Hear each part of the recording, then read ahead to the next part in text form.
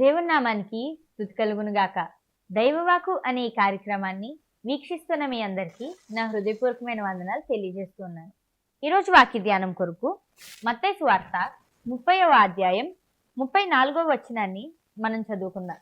కాబట్టి యేసు కనికరపడి వారి కన్నులను ముట్టెను, వెంటనే వారి దృష్టి పొంది ఆయన వెంట వెళ్ళిరి.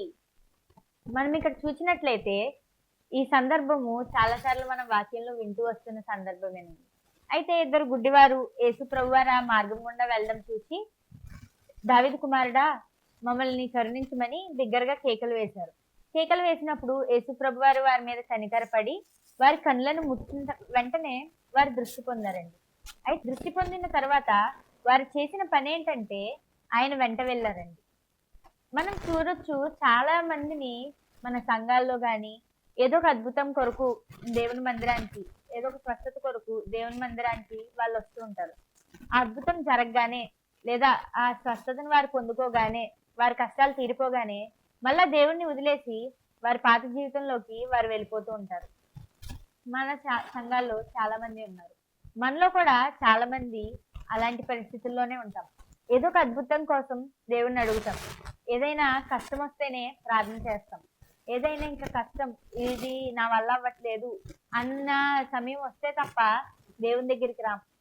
దేవుడు మనకి ఆ కష్టం నుండి మనం బయటికి రప్పించి, ఆ బాధ నుండి మనకి బయటికి రప్పించిన తర్వాత మళ్ళా అంతా మామూలే. మళ్ళా ప్రార్థన చేయడం మానేస్తాం, మళ్ళా దేవుని మందిరానికి సరిగ్గా రావడం మానేస్తాం. అంతే. దేవుడు ఏదైనా ఒక అద్భుతం చేసి మనకు ఆరోగ్యం ఇచ్చి కష్టాల్లో ఉన్నప్పుడు బయటికి రప్పించిన తర్వాత చాలా మంది దేవుణ్ణి పట్టించుకోవడం మానేస్తారండి. కానీ ఈ గుడ్డివారిని మనం చూసినట్లయితే వారు వెంటనే స్వస్థతను పొందుకుని ఆయన వెంట వెళ్ళారంట. మనకి దేవుడు ఎన్ని అద్భుత కార్యాలు చేశారండి జీవితంలో. ఇప్పుడు వరకు మనల్ని కాచి కాపాడాడు. ఎంతో మంది మరణించారు కరోనా సమయాల్లో. ఎన్నో అపాయకరమైనవి వచ్చినప్పుడు దేవుడు మనల్ని కాచి కాపాడి మనల్ని ఇంకా సజీవులుగా ఉంచారు. ఇంకా ఎన్నో అద్భుతాలని ఒక్కొక్కరి జీవితంలో దేవుడు చేశారు. కానీ అద్భుతాలు చేసే వరకు ఆ కష్టం ఉన్నంతసేపు దేవునితో ఉన్నాం. కష్టం ఉన్నంతసేపు ప్రభువా నన్ను కరుణించని కేకలు వేశాం. కానీ ఆ కష్టం తీరిపోయిన తర్వాత మన జీవితంలో దేవునికి ఎంత విలువ ఇచ్చాం? మన జీవితంలో దేవుణ్ణి ఏ స్థానంలో ఉంచాం? చాలా మంది ఆ కష్టం తీరిపోగానే, వారి ఆరోగ్యం మళ్ళీ వారికి తిరిగి రాగానే ఇంకా దేవుణ్ణి మళ్ళీ లెక్క చేయలేని విధంగా మారిపోతూ ఉంటారు. కానీ ఈ గుడ్డివారు అలా చేయలేదండి. కరుణించి దేవుడు వారిని స్వస్థపరిచిన వెంటనే, దేవుడు వారిని ముట్టిన వెంటనే, వాళ్ళు స్వస్థతను పొందుకుని వారి కనులను తెరచిన వెంటనే, వాళ్ళు దృష్టి పొందిన వెంటనే ఆయన వెంట వెళ్ళారండి. మనలో ఎంతమంది దేవుని వెంబడిస్తూ ఉన్నాం? మనలో ఎంతమంది ఆయన చేసిన కార్యాలకి కృతజ్ఞత కలిగి ఉన్నాం? చాలా మంది కృతజ్ఞత కలిగి ఉంటారు కానీ దేవుని వెంబడించరు, ఆయన వాక్యాన్ని ఆలోచించరు. వారికి దేవుడంటే ఎంతవరకు అంటే, కష్టం వచ్చింది, ప్రార్థన చేసాం, దేవుడు కష్టాన్ని బాగు చేశాడు, అంతే. మళ్ళీ దేవుని దగ్గరికి రావాలంటే ఇంకేదో కష్టం వస్తే తప్ప మళ్ళీ దేవుని దగ్గరికి రారు. కానీ మనం అలా ఉండొద్దండి. మనము ఈ గుడ్డివారిలాగా దేవుడు వారికి చేసిన మేలుని వారు మర్చిపోలేదు. ఇంకొక సన్నివేశాన్ని కూడా ఇక్కడ ఆలోచించవచ్చు. యేసుప్రభు వారు 10 మంది కుష్టి రోగుల్ని స్వస్థపరిచినప్పుడు 9 మంది వెళ్ళిపోతారండి. కానీ ఒక్కరు మాత్రం తిరిగి వెనక్కొచ్చి దేవునికి కృతజ్ఞతా స్థితులు చెల్లించినట్టుగా మనం చూడొచ్చు. అయితే మనలో కృతజ్ఞతా భావం అనేది ఉండాలండి. దేవుడు మనల్ని స్వస్థపరిచాడు, లేదా దారుణమైన పరిస్థితుల నుండి మనల్ని లేవనెత్తాడు.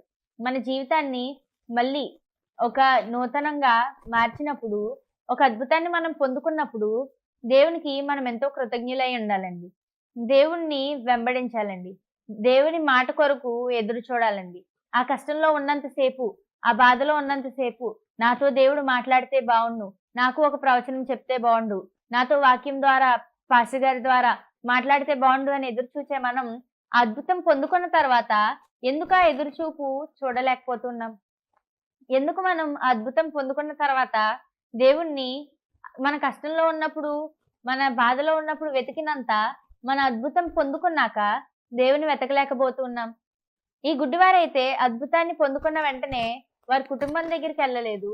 వారి ఇప్పుడే కదా దృష్టిని పొందుకున్నామని వారు వారి కన్నుల్ని ఉపయోగించి వేరే పనులను ఏమి వారు చేయలేదు కానీ వారు యేసుప్రభు వారి వెంట వెళ్ళారంట. కాబట్టి మనం కూడా ఈ గుడ్డివారి వలె దేవుడు చేసిన అద్భుతాలన్నిటినీ కృతజ్ఞతా భావంతో ఆలోచించి, ఆ కష్టంలో ఉన్నప్పుడు దేవుడిని ఎంతైతే వెతికామో, దేవుని మాట కొరకు ఎంత ఎదురు చూచామో, కష్టం తీరిపోయాక దేవుడు మనకి ఒక అద్భుత కార్యాన్ని జీవితంలో చేశాక కూడా అదే విధంగా దేవుని వెతికి కృతజ్ఞత భావం కలిగి ఉందామండి. ప్రార్థన చేసుకుందాం. స్తోత్రం స్తోత్రం మహాపరిశుద్ధుడు ఘనమైన దేవానికి వందనాలు, స్తోత్రాలు, స్తుతులు తండ్రి. యేసయ్యా, నీ మాట ద్వారా, వాక్యం ద్వారా ఈ ఉదయకాలం తండ్రి యేసయ్యా మమ్మల్ని తండ్రి యేసయ్యా ఆదరించినందుకు నీకు వందనాలు, స్తోత్రాలు, స్తుతులు చెల్లిస్తున్నాం తండ్రి. ఈ దైవవాకు కార్యక్రమాన్ని చూస్తున్న వారి కోసం నేను ప్రార్థిస్తున్నాను తండ్రి. క్షేమాన్ని దయచేయండి, వారి దినచర్యల్లో మీరు తోడైన నడిపించండి, కాపాడమని అడుగుచు యేసు దివ్యనామం అడుగుచున్నాం తండ్రి. ఆమేన్.